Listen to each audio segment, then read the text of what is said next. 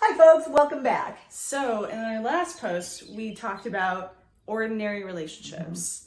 And at the end of it, we discussed sort of practices related to extraordinary relationships. Yeah. Now, Jareen, does that mean if I do these practices, I'm never going to have a terrible experience in a relationship? Oh, wow, I wish that were the case. No? Yeah. No, in fact, I don't want to paint a picture for you that means that if you learn these practices, first of all, your relationships will be extraordinary. That doesn't mean they're going to be perfect, and you're never going to stumble into a struggle or a challenge in a relationship.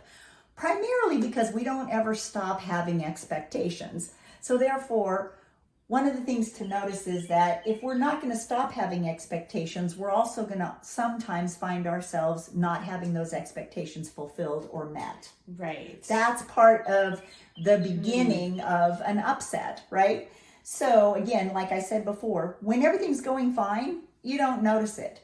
And you're happy and peaceful, joyful, blissful. I'm in love with you. I'm in love with my work. I'm in love with my parents. Nothing's going wrong. Nothing's going wrong. So when the unfulfilled expectation occurs or an upset happens, you're still going to find yourself in that place of disappointment, of anger and resentment. And then you're going to want to either defend yourself or, defend against somebody else's attack, or you're going to withdraw and withhold. That all can happen. Actually, that can happen in a nanosecond. Sometimes I can go from an excited and fully expecting something amazing to happen, and in a split second, I'm sure that I'm the only one. You probably can't relate to this, right? No. In a split second, I'm now upset, I'm disappointed, and I'm ready to, either yell at somebody or take myself away.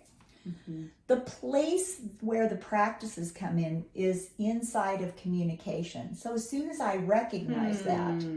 Communication. So you mean if I just say everything that's on my mind, just go at the person that really hurt me, I'm communicating. Sure, you are. You're talking a lot. Yeah. Well, let me ask you, when you've done that before, has that worked? No, it hasn't. It really hasn't. Right. And I know that you're kind of baiting the conversation because I'm sure that a lot of you are probably like, really? This is really going to work? Right. Yeah. Thank you. Thank you for actually pointing that out. So, yes, this does work, but it doesn't work in the ordinary sense of communication either.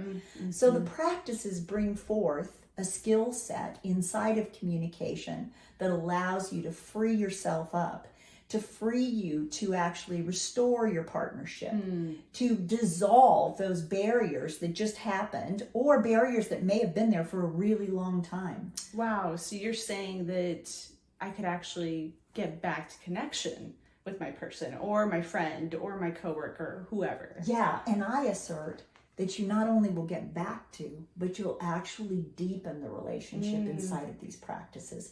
So you can actually see where an upset or an unfulfilled expectation can lead to a deepening of the relationship when you use it as an opportunity. And when that happens, what gets restored is trust, forgiveness, right, love and affinity. Even with your coworkers, you can actually feel that kind of connection.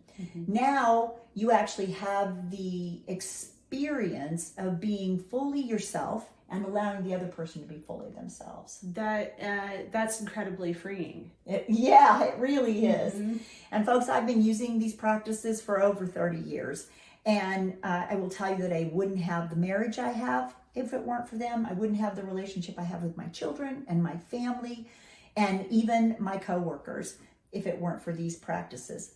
So that's what we're getting ready to launch with you. First, we wanted to distinguish what an ordinary relationship often looks like when it goes sideways, and then where that cycle can get interrupted when you use these practices.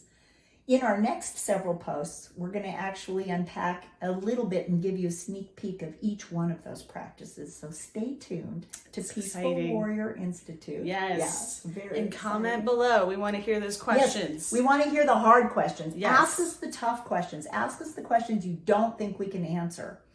And we'll take a stab at it. Yeah.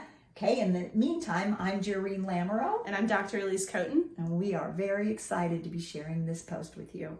Thank you very much. Have a great day. We'll talk again soon.